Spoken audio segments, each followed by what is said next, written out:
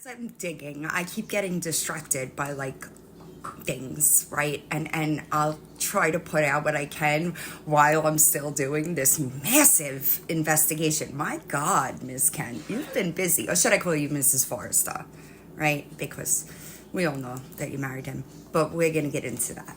But anywho, I took this clip from the Dopey. It's a clip of Jessica on the Dopey podcast, explaining her marriage to Jason, and I'll be back with my opinion. And yeah, so I've made a million fucking mistakes throughout this year, but Was that romantic with the gang guy in public? I've never said anything about me being in a situationship with Jason.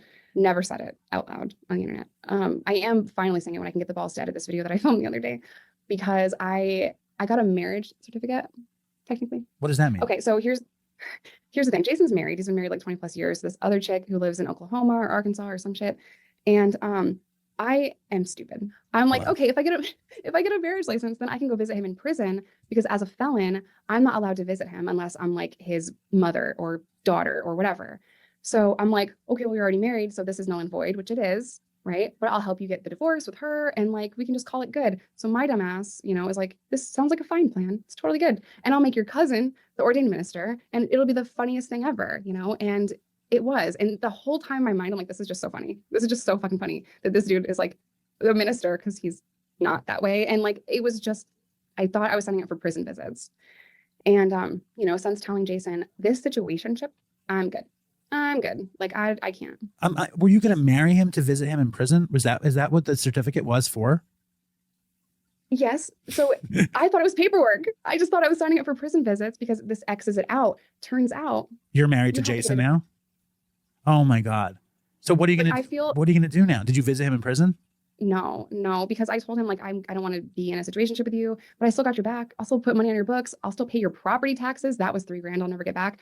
I got you. I'm here. I'll come visit you, like, because he was my friend forever before that happened. And it was like, whatever. I'm like, I will come visit you. I'll get this paperwork, da da da da. And then I realized, and he told me after, that you have to get an actual divorce. And I'm like, oh my God, why didn't you tell me that before? Like, I'm making so many jokes that it's ridiculous. Like, the whole house is like, I'm dark humoring it up over here on this parade of like, look who the minister is. Like, meanwhile, I thought it was fake. you're actually married. Did you get divorced yet? No, that's going to be expensive. So you're going to be married to this guy in prison instead? I'm just going to fake my own death. Right. Get it. I just have a couple of questions. Number one, you've been married before, right? So you knew what you were doing. That is a bullshit excuse. That's first. Secondly, you were sending him sexting emails while he was in prison, and you were engaged to your now abusive ex-fiance, correct? Just checking. Also, it appears that you have a pattern of trying to smear somebody that could tell the truth about you. Just letting it known, because he was a teddy bear over the summer, but now he's super abusive. That man spent how much money getting your shit done? And if you come from the criminal world, you know all about kickbacks. Now you have a problem with it. So I'm going to include some emails, just for educational purposes, I guess, because this is an issue for you. Honestly, like, if people had clear patterns of behavior, yours are so clear.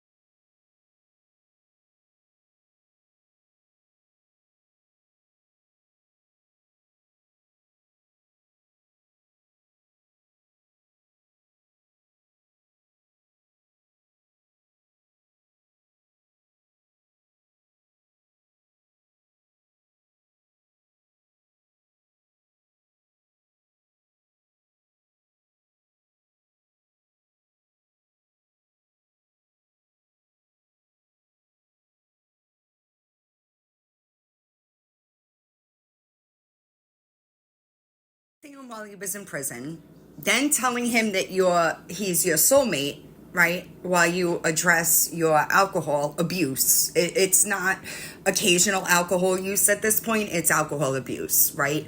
And I really hope that your children are safe and that you're not driving them around. And that's all I got to say about that, right? Because it's clear that you have an issue with alcohol. So I do hope that you address it. Maybe take a break, turn your phone off, and get some help. Because it's truly astounding that you can't see what you're doing, right? But you'll email him and he's your soulmate and you guys will get through him being away and he's not even gone for a month before you put another man in that bed.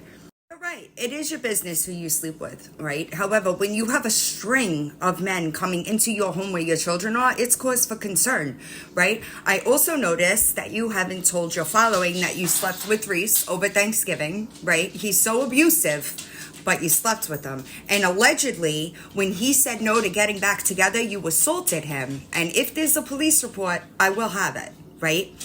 You don't want to talk about that. Or you don't want to talk about how Reese then came back to Illinois and allegedly was in your bed the whole weekend. You don't want to talk about that? These are the things that I'm talking about. You not giving your supporters. You're not telling them any of that stuff. You're only making everybody else look like the bad guy and you be the victim.